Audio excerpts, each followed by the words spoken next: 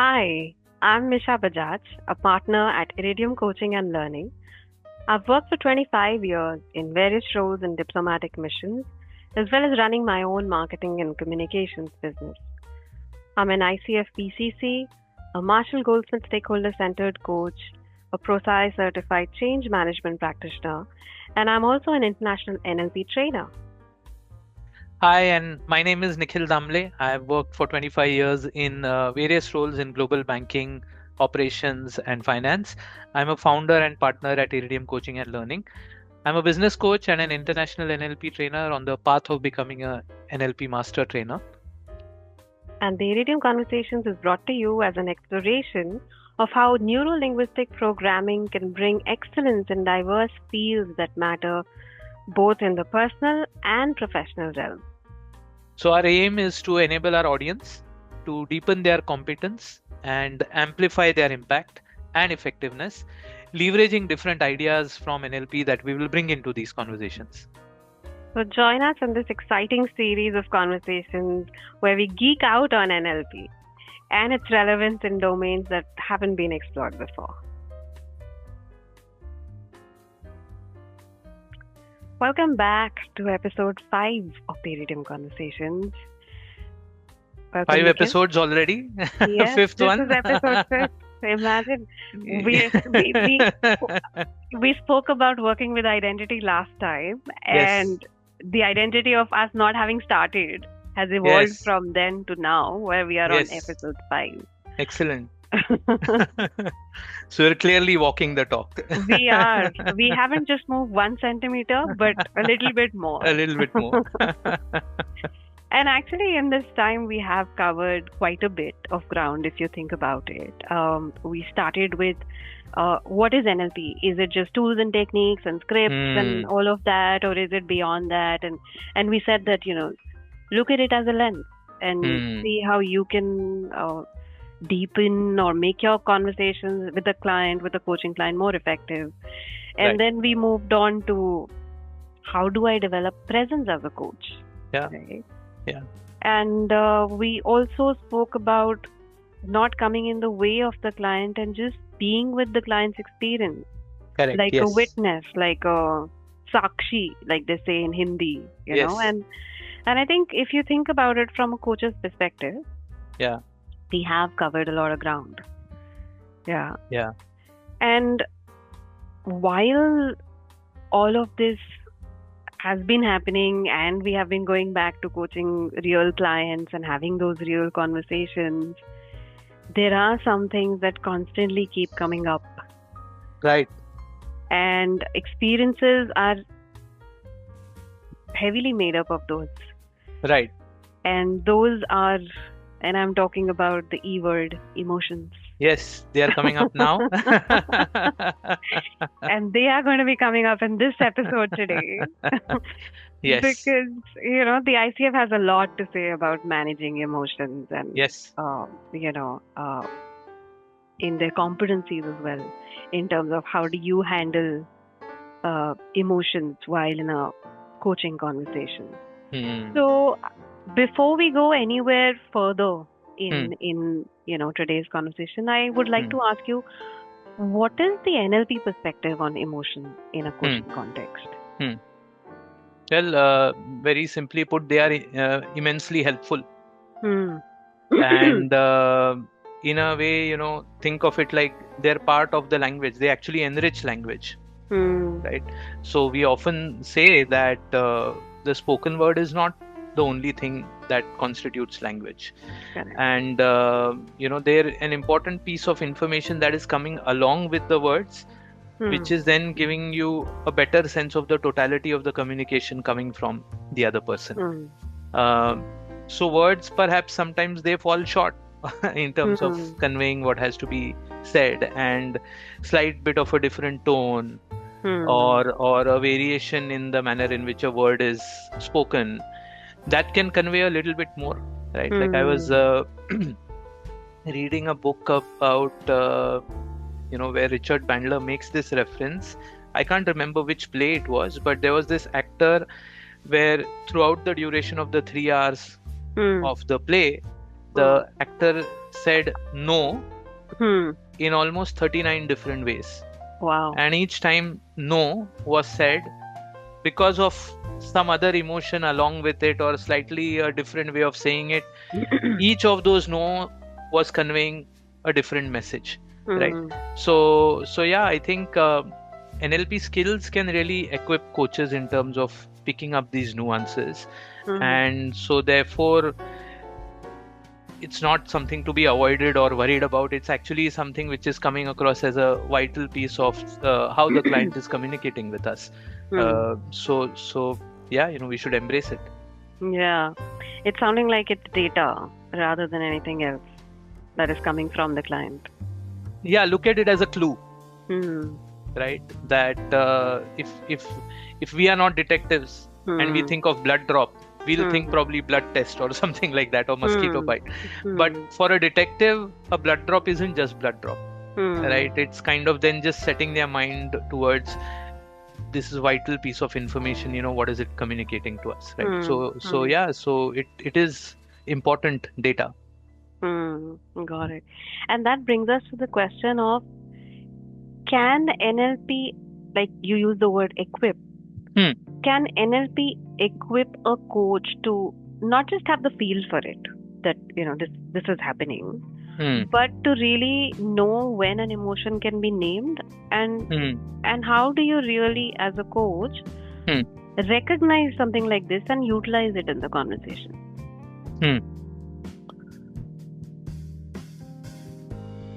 So let's do it that way. I think recognize and utilize is a good way to sort of think about it.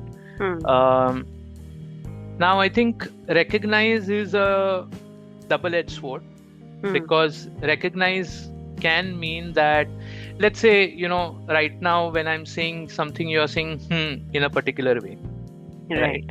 And if I feel the urge as a coach that which variant of has Misha used right now, right? Is she indifferent, or is that a very meh, we say that, right? Meh, is it a very that kind of a... So if I start thinking of recognizing emotions as I as a coach must figure out what's the name for this emotion that the client is experiencing right now, that's a trap, because the manner in which it is coming to me is giving me a signal that there is some emotion present. It need not be called in my world what it is called in the client's world. Right? So that means we can't say they are like 1 kilo. That 1 kilo is uniformly understood everywhere. Actually, emotions are subjective to how each individual looks at it, right? Someone may say that I'm sad. Yeah. And you might think, oh my God, this person is sad, and that's really a bad thing. And they might be just saying about some very simple thing that they were hoping to do, but they missed out on it. Right? And I've seen people sometimes use a stronger word, depressed. Oh yeah, all the time. It's starting to creep into the vocabulary now, regular right? Conversation. Yeah. And now if someone says I'm depressed, and the context is there's a big financial burden, and I don't know how I'm going to meet the next month's EMI, okay, maybe then the intensity is different. But if it is that, shucks, I was about to order this last piece of Dutch truffle pastry, and on Swiggy now it is showing it is not available, I'm depressed. It's varying degrees of and intensity of emotion, right? So that means wanting to name the emotion that is noticed in the client's communication, it's a temptation to be resisted, right? Rather, a very simple way is notice that that's what you're seeing. And a good way to then is to clarify with the client. Hey, I noticed something different about the way you said just now. What's happening? And in the moment when we ask that clarificatory question, if it's happened just then, it helps the client pause and reflect and think and check. Yeah, I said it like that because now they'll name the emotion that they're going through. So it's far better to let the client name the emotion rather than us trying to rush. So yes, the recognition part of it is important, but it's useful to sort of clarify and ask the client to kind of provide that. So we can always say, I'm sensing some things happening right now when you're saying this. Can you just reflect on what that is? And if that is happening right now in the moment, I might notice, oh my god, maybe I'm shivering a little bit, or maybe there's a little bit of fumbling going on, but right now when I am able to reflect on it, I'm experiencing this, and then I might be able to name it, right? So that's the part which is recognition. The second part is important because in NLP, really these things can be picked up through something known as sensory modes, right? So all of us have a preferred way of taking things in, and a preferred way of expressing them, and a preferred way of storing them, as what we call as experiences or memories, right? Or in NLP, we will say that's how our internal maps are constructed, right? So when we really look at individuals, there could be, and commonly these are called visual, auditory, digital, kinesthetic, olfactory, gustatory, right? So when we really remember these, sometimes people say that, that's a visual person, but that's not really the way to look at it. All of us at different points of time switch modes depending on what the situation is, right? So particularly within this, when the kinesthetic mode indicates that there is a presence of feeling, indicates that there is a presence of emotion. And how do you notice it, right? So you can notice it, like I said earlier, voice. So even in times where we didn't do video calls, if a friend called up and you said hello and they said hello, and you heard their hello so many times when you made a phone call, today if the hello sounds slightly different, you'll ask, what's going on? Are you okay? Is everything fine? What is making you ask that? Because today's hello has a different variation. The voice is sounding different. The volume is different. It's a slightly maybe broken hello. Versus if they said hello, and you might say, oh, come on, tell me what's going on. Do you have something exciting? Again, what is allowing you to pick up that? It's allowing you to pick it up because you're noticing these subtle variations in tone that's indicating to you that mood is good or something seems totally off today, right?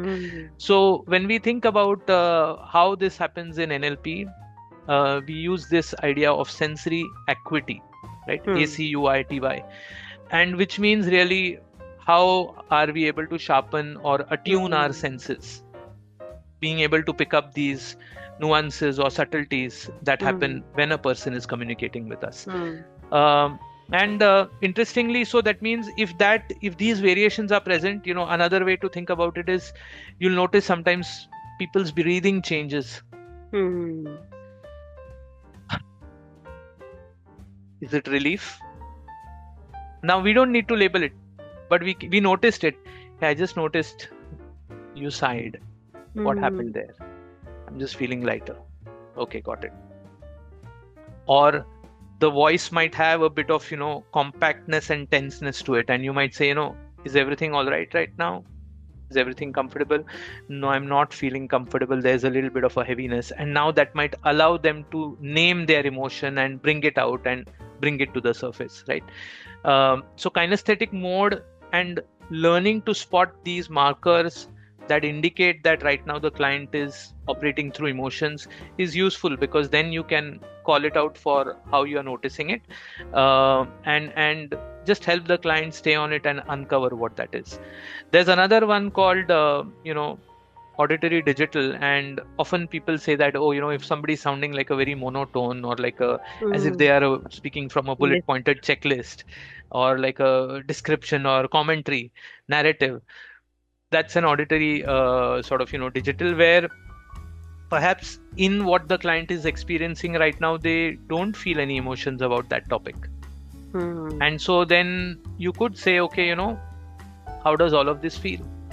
Or what's the sense that you're getting out of it? So each of these have distinct different markers which you can notice and pick up in a conversation. And therefore, the word that you used earlier is the recognizing and utilizing, right? So when you're then able to recognize it this way, you're able to utilize it as a structure, not really worrying about what should I call this? What if they say that emotion which I don't want to deal with? No, we don't need to get into any of that. We can just say, what is it? And when they notice it, for you as a coach, you are starting to build your vocabulary of references that indicate whether there is some emotion present right now or not. And when you're able to distinguish that, then that makes you more effective in that conversation as a coach. Yeah. I mean, I think what I'm hearing is that it's a good idea to, rather than you taking the load of wanting to name the emotion, if you're sensing it or feeling it, you ask the coachee, you ask the client, what it is, and let them name it, rather than you doing it yourself, right? It's like that acuity that you talked about. I think that is acuity. That's really useful. Yeah. Because I mean, then that's going to be the difference between somebody said something. Yeah. And you weren't picking that up. So you just moved along with what was said. Yeah. But when it was said, it was accompanied by some emotion. And if your sensory acuity, you start developing it well, then you can pick up on. That's why then sometimes people say this, the unsaid can be heard. So really it is, you're starting to pay attention to what is being communicated even non-verbally. Yeah. But then, Nikhil, isn't it then that, like you said, that each of us has a certain representational system with which we take in information, or certain representation system with which we store it. Yes. And then another way to express it or share it, Correct. represent it. Correct.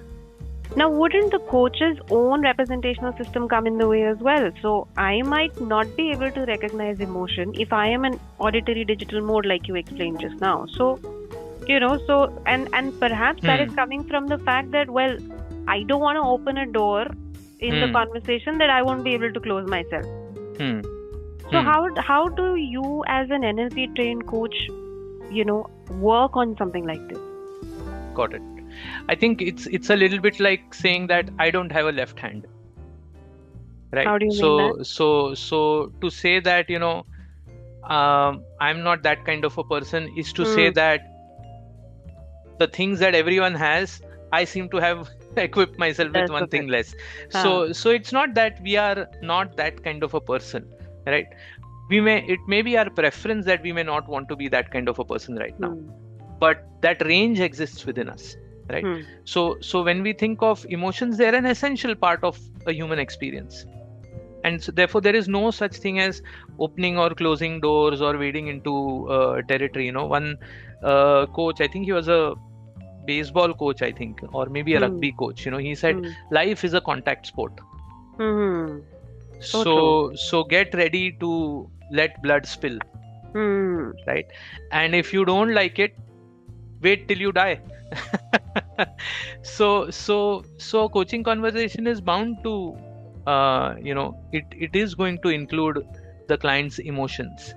It is going to bring up something, and as a coach we can't be worried about, my God, I don't want those emotions to come up, but if these emotions come up, I'm okay with that, right? So rather than that, if we look at emotions as the emotions are conveying something about how the client would have liked things to go.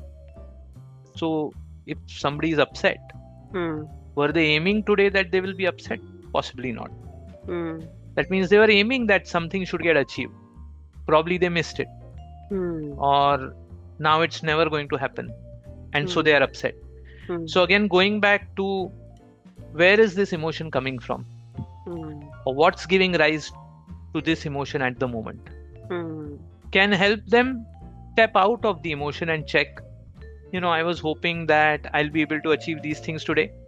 Or I was wishing that by this time in my career, these things should have happened. But yesterday I realized that they are not there. And that's why I'm feeling this way right now. So if we look at feelings are arising as a result of something happening or not happening. Hey, what's making you smile so much today? Yeah, because, yesterday I had set this target for myself. I'm really happy that I was able to, finish off all those things. Now it is giving rise to this set of emotions. So emotions are arising out of something that I was hoping I'll be able to fulfill, or I was hoping that there's a need of mine that I'll be able to take care of. And as a natural consequence of that happening or not happening, certain emotions will come up. Now, our job is not really to get hung up on the emotions as a coach. But our job is, again, like you said earlier, it's a data point. It's a clue. It's a clue that, you're upset, something really. So what mattered to you about this? What makes this thing what you're speaking to me so important for you. Makes sense. Right? And when that happens, then the value of allowing the client to step back and notice, oh, I was aiming for this, it got derailed slightly, that's why I'm experiencing this right now. And it might help them get in touch with what they were aiming for originally. So it's a useful way to then navigate the conversation back to where they wanted to get to. So it's a useful marker in that sense. It's also a good marker to check comfort level. When we started the conversation, you said this is not something you are very comfortable about. How is your comfortable now? So it's also a good marker, rather than saying, tell me, whatever you are feeling before, now give me a longer description of how you're feeling now. But you'll notice the way they say it, also the energy shifts, the tone shifts, and you'll be able to pick it up. There is that contrast. How it was said before and how are they feeling now? I can make a sort of, check on that. Interesting that you said noticing. To me, it's sounding like creating awareness for the client about their own experience in a way. So me noticing, using my sensory acuity, picking up these markers, and then clarifying with the client. And when the client answers my clarifying question, the awareness is arising for the client. Correct. So yes, noticing is the starting point. That's why I said if I'm not noticing it, I'm just like, you said this, so I'm just going to go along with it. Correct. I'm missing out on those opportunities where emotions were present. And I then like they say, double click on it. And there could have been the possibility of client becoming aware of something for themselves. So yeah, there is that nice linkage between coach noticing and as a result of that, the client becoming aware. Yeah. And let me give you another scenario then, since we are on this. Yeah. A lot of times what happens is that when we are talking to a client, especially high performing or executive level clients who come to you, you'll notice, you would have had your experience as well. I've had experiences where I've noticed that somebody in that role or that sort of a position usually finds it difficult to talk about emotions. So they'll be like, okay, don't ask me the question of how do I feel. Or, that is not a question that I'm comfortable with. So how do you get into that question or that space, assuming that that is also an important or integral part of their experience? So how do you navigate that? Got it. I think it's the equivalent of trying to name the emotion on my own, right? Because let's say if you are feeling particularly bad and if I say, how do you feel? What's the chance that you're going to feel like answering that question? Because you're already feeling bad, right? So a useful way to sort of look at this is not to worry about, but I must ask a question on how do you feel or what's the emotion that is present for you now. That can sound very tacky and very plasticky to the client. But instead of that, it can sound scripted, like, that's such a cliched word that nowadays coaches seem to be using. So I don't like that word, right? It doesn't come across as a natural conversation, right?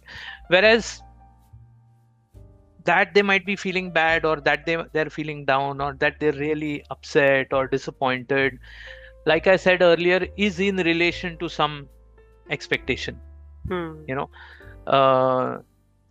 I had a situation, when I traveled, I missed the flight and they said, if you had come 5 minutes early, and I was like angry. And also, my track record of not missing flights is gone now. I've got one black mark against me.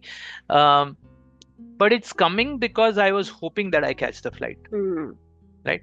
So that's a good place to sort of pivot the conversation. Like you said, if it is high stakes, people are high achievers, and you notice that there is that kind of an emotion present. A good question to ask or a good line to sort of, check is, what are they motivated about? Or what's the direction that they'd like to go in, right?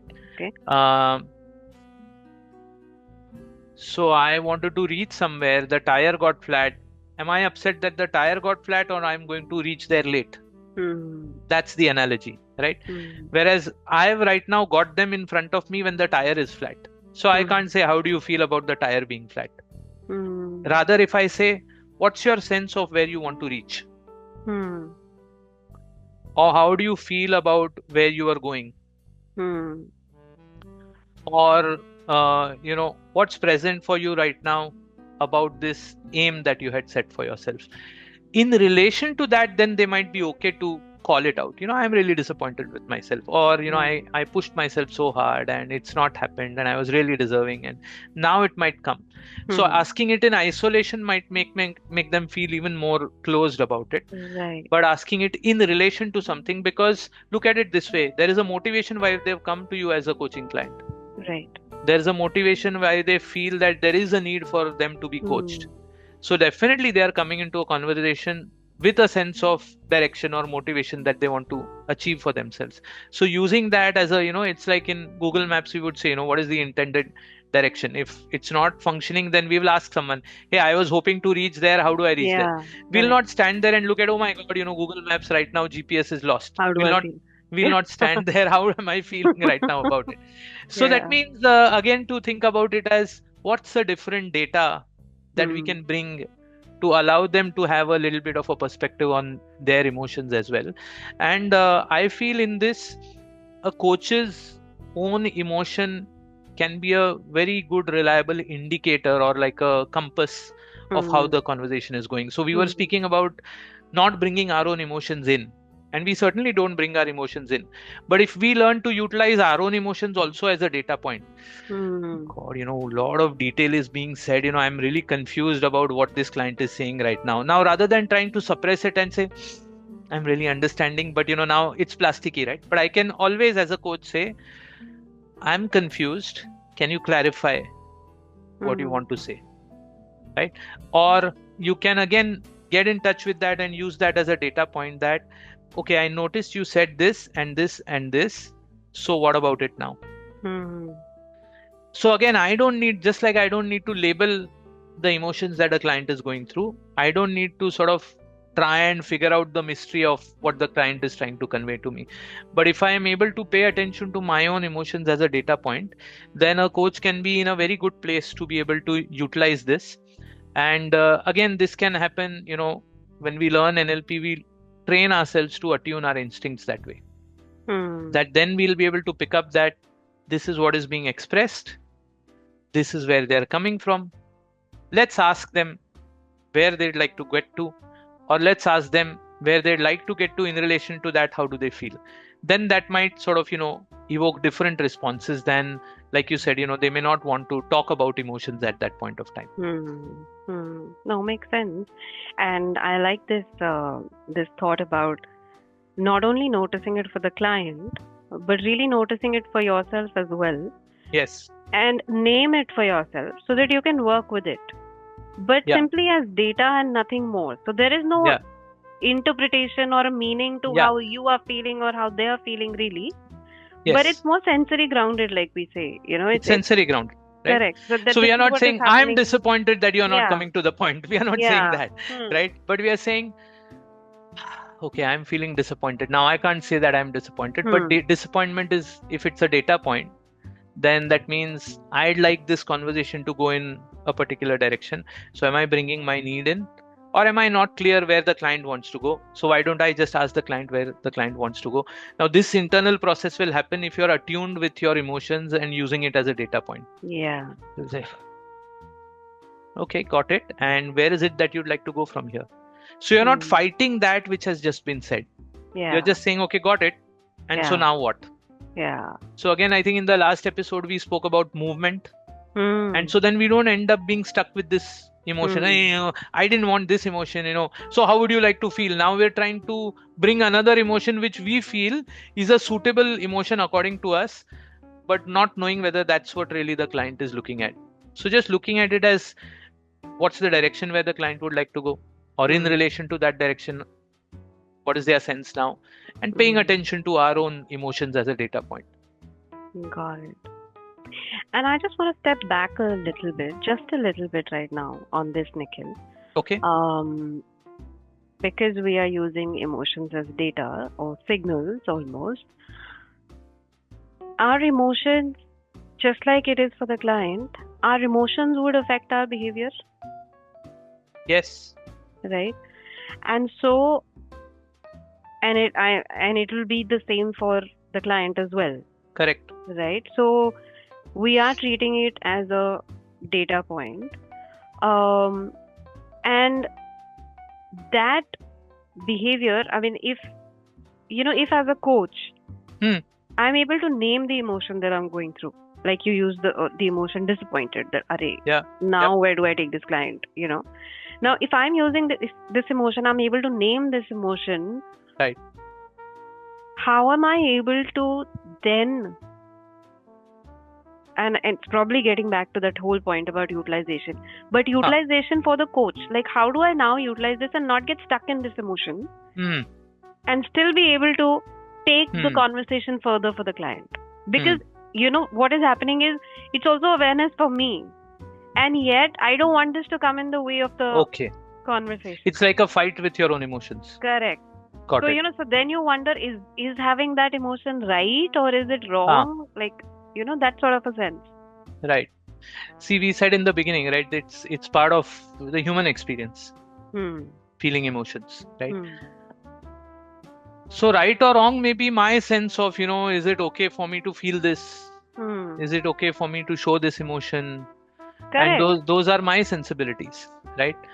They're not necessarily right or wrong, because let's say, is anger right or wrong? Well, if in heavy traffic, if somebody dashes your car and goes away, and if for that temporary moment, if expressing your displeasure, anger is the best way, then do it. But for someone else, it might just be getting back, being calm, sitting in their car, and then again kind of moving on from there. Now, which one is right then? Is being calm right in that traffic situation where somebody dashed your car, or is being anger right? And somebody else might say, how could you have been calm? Why did you not get angry? But if somebody got angry, someone will say, hey, please don't get angry. Okay, it's a very volatile situation. It's not the best thing to be. So I think it's first of all sort of, there is no right and wrong, because these are just appropriate or inappropriate according to the context, right? Like one of my friends who teaches finance, if someone asks him a very tricky question, that means it could be this side also, that side also, he would say, in finance, the best answer is always, it depends. I should have used that in my media days. So when it comes to emotions, it's not right or wrong. It depends, and it depends on the context that I'm in the middle of right now.